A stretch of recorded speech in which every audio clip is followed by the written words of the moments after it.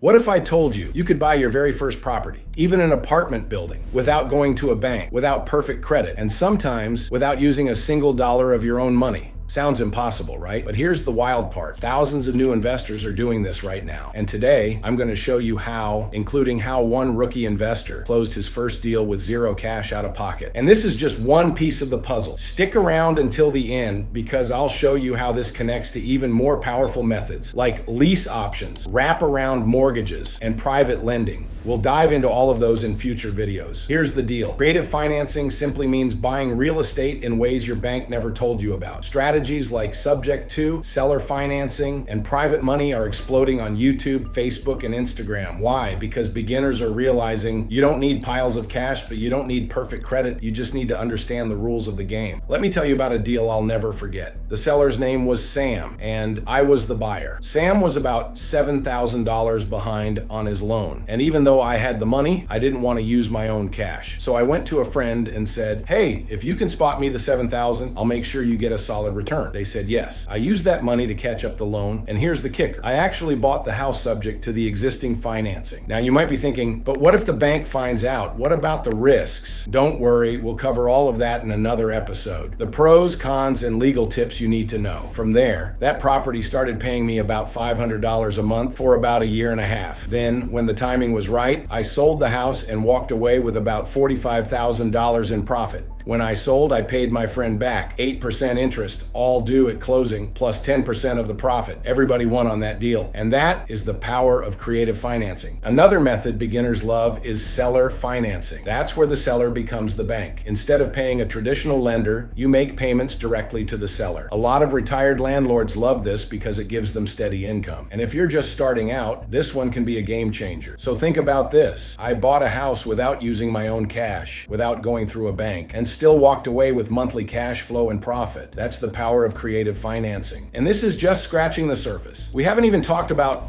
lease options, where you can rent now and own later, wraparound mortgages, where sellers with low-rate loans create new financing on top, or land contracts that let you control property without owning it outright. Each of these deserves its own deep dive. And trust me, you're going to want to see those. If I can do this, starting with no experience, you can too. The secret is to think differently, learn the strategies, and take action. If this opened your eyes, imagine what's coming next. Hit subscribe, follow, and turn on notifications, because in the next videos, I'll show you exactly how to find motivated sellers, how to talk to them, and the exact scripts you can use to negotiate your first creative financing deal. You do not want to miss this.